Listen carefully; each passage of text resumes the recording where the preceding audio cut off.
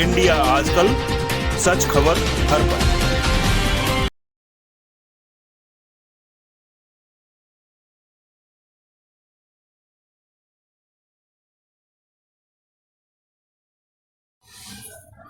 कुंभ, महाकुंभ। मैं एक ही बार कुंभ गया हूँ, सिर्फ देखने गया था कि किस किस तरह की मूर्तियाँ वहाँ चलती हैं। उनमें सबसे बड़ी मूर्ता नागा साधु लोगों की है, और जो मैंने उनके चेहरे पर देखा उसमें साधुता तो कहीं है ही नहीं। साधुता का नाम मात्र नहीं है। जो हाव भाव गुंडों के चेहरों पर होते हैं, वही हाव भाव इन नागा साधुओं के चेहरों पर होते हैं। जरा भी भेद नहीं है। वही दुष्टता, वही दंभ, वही उपद्रव की वृत्ति। हर कुंभ के मेले में जो उपद्रव होते हैं, झगड़े होते हैं, खून खराबे होते हैं, वे नागा साधुओं की वजह से हो जाते हैं।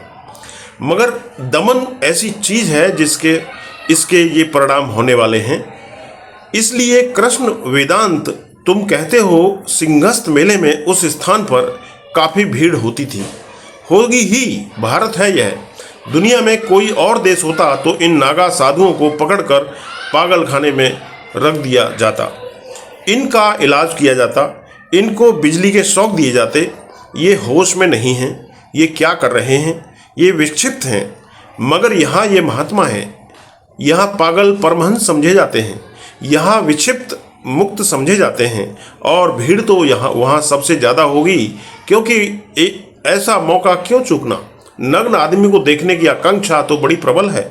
और फिर इस तरह के बेहुदे प्रदर्शन, तुम्हारा प्रश्न ठीक है कि इस तरह के बेहुदे प्रदर्शनों को देखने के लिए भीड़ इकट्ठी होती है, और इसका कोई विरोध नहीं है। विरोध होगा क्यों? यह सदियों पुरानी परंपरा है। यह परंपरावादी देश है, यह रूढ़िवादी देश है। यहाँ कोई भी मूर्खता पुरानी होनी चाहिए, बस फिर ठीक है। जितनी पुरानी हो उतना ही ज़्यादा ठीक है। तुम पूछ रहे हो कि आपके आश्रम में ऐसा कोई कृत्य नहीं होता, फिर भी लोग आप पर और आपके आश्रम पर नाराज हैं। उनके नाराज होने का कारण ही यही है कि मैं रूढ़िवादी नहीं हूँ, परंपरावादी नहीं हूँ, मैं रूढ़ी विरोधी नहीं हूँ। मैं रूढ़ी विरोधी हूँ, परंपरा विरोधी हूँ, मैं अतीत विरोधी हूँ, मैं राष्ट्र विरोधी हूँ, मैं जाति विरोधी हूँ, वर्ण विरोधी हूँ। मैं चाहता हूँ कि तुम्हें सारी सीमाओं से मुक्त कर दूँ, तुम पर कोई सीमा न रह जाए। तुम सिर्फ चैतन्य हो, इसका बोध पर्याप्त है। तुम साक्षी मात्र हो, तुम देह भी नहीं हो तो भारतीय कैसे हो सकते हो? तुम हिंदू कैसे हो सकते हो? तुम मुसलमान कैसे हो सकते हो? ये सब तो मन के खेल हैं, मन के जाल हैं, माया जाल। तो मुझसे तो हिंदू भी नाराज होगा, मुसलमान भी नाराज होगा, ईसाई भी नाराज होगा, क्योंकि वे सभी परंपराओं में बंधे हुए जी रहे हैं। उन सबका जीवन अतीत में है, और मैं चाहता हूँ कि तुम अतीत से बिल्कुल मुक्त हो जाओ, तो ही तुम्हारे जीवन में वर्तमान से संस्पर्श होगा, और वर्तमान ही परमात्मा है। वर्तमान से जुड़ जाओ तो परमात्मा का तुम्हें स्वाद मिले। मैं साधु नहीं हूँ, मैं किसी परंपरा का ऋषि नहीं हूँ, न ही मुनि हूँ, न महात्मा हूँ। मैं बगावती हूँ। मेरा कौन साथ देगा? मेरा विरोध बिल्कुल स्वाभाविक है। मैं उसे अंगीकार करता हूँ, मैं स्वागत भी करता हूँ। चलो कुछ चहल पहल तो है, चलो कुछ आंधी तो उठी, चलो सदियों से जड़ बुद्धि में कुछ हलचल तो मची, कुछ तरंगें तो उठी, कुछ जीवन का बोध तो हुआ। वेदांत, तुम पूछते हो कि लोग आप पर और आपके आश्रम पर नाराज क्यों हैं? इसलिए नाराज हैं। धर्म का मैं इन सारी बातों से कोई संबंध नहीं देखता हूँ। धर्म का संबंध तो सिर्फ एक चीज से है, और वह है ध्यान, ध्यान, ध्यान। और धर्म की एक ही खोज है, एक ही अन्वेषण है, वह है समाधि। ध्यान समाधि तक कैसे पहुँचे, इसका विज्ञान धर्म है। शेष सब बकवास है। शेष सबसे छुटकारा हो जाना चाहिए, मगर उस शेष सबके जंगल में ही असली चीज़ खो गई है। मैं तो उतने भर को बचा लेना चाहता हूँ जितना मूल्यवान है, वस्तुतः मूल्यवान है, और बाकी कूड़ा करकट को बिल्कुल आग लगा देना चाहता हूँ। इसलिए लोग मुझसे नाराज हैं। उनका नाराज होना स्वाभाविक है। इसीलिए कृष्ण वेदांत, मेरा लोग विरोध करेंगे, मुझ पर नाराज होंगे, उनका कोई कसूर भी नहीं है।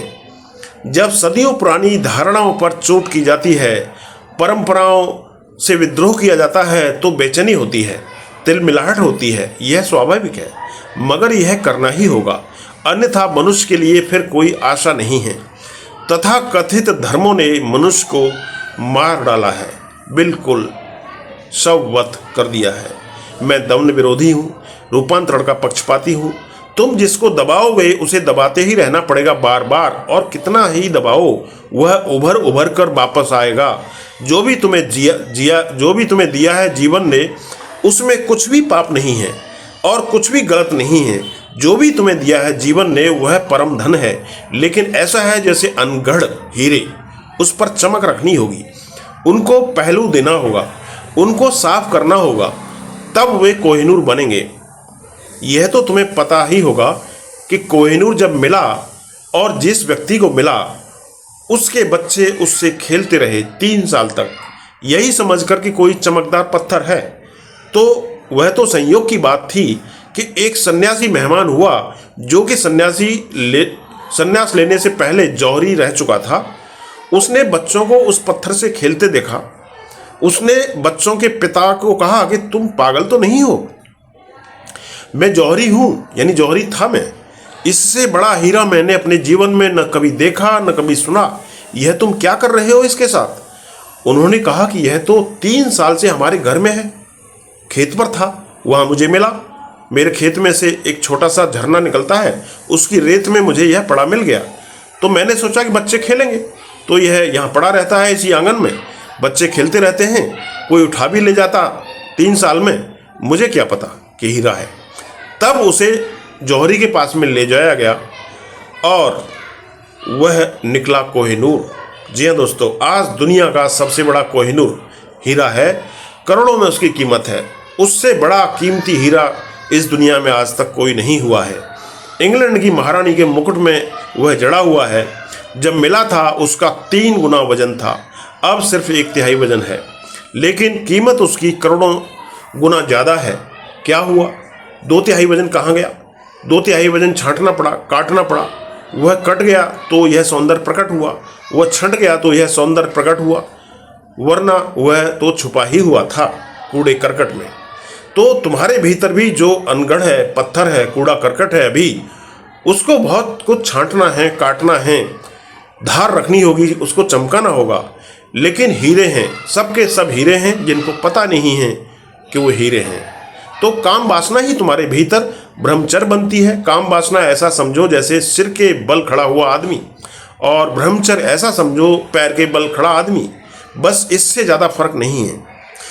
तुम्हारे भीतर जो क्रोध है, जो यही करुणा बनती है। जिसके भीतर क्रोध नहीं है उसके भीतर करुणा पैदा नहीं हो सकती। और तुम्हारे भीतर जो आसक्ति है वही प्रेम में रूपांतरित होती है। मैं रूपांतरण का पक्षपाती हूँ।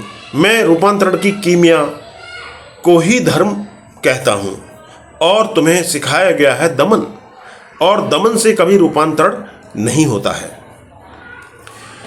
इसीलिए सिंहस्थ मेले में अथवा प्रयागराज मेले में नागा साधुओं को देखने के लिए भीड़ तो होगी ही। हर मेले में, हर कुंभ महाकुंभ में नागा साधुओं को देखने के लिए जो भीड़ होती है वह और कहीं नहीं होती। स्त्रियां, पुरुष, बच्चे सब इकट्ठे होते हैं, क्योंकि यह मौका है। कौन चूके? धर्म के नाम पर यह अवसर चूकने जैसा नहीं है। और उन नागा साधुओं के चेहरे तुम देखो, तुम चकित हो जाओगे। साधुता जैसी कोई चीज़ दिखाई नहीं पड़ेगी। मैं दमन विरोधी हूँ, मैं पाखंड विरोधी हूँ। और तुमने पाखंड की इतनी पूजा की है, इसलिए यह स्वाभाविक है कि मुझे गालियाँ पड़ेंगी, लानतें पड़ेंगी, लोग मुझ पर नाराज होंगे। मुझसे तो केवल वे ही लोग राजी हो सकते हैं जिनके पास थोड़ी प्रतिभा है, जिनके पास थोड़ी बौद्धिक क्षमता है, जिनके पास थोड़ा आत्मबल है, थोड़ा आत्मगौरव है, जो थोड़े आत्मवान हैं, जिनमें इतना साहस है कि छोड़ दें सारे अतीत को और चल पड़े मेरे साथ अज्ञात की यात्रा पर।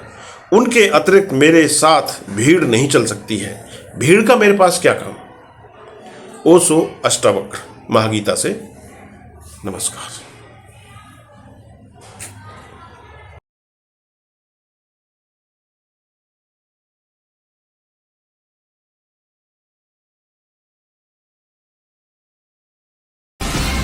इंडिया आजकल, सच खबर हर पल।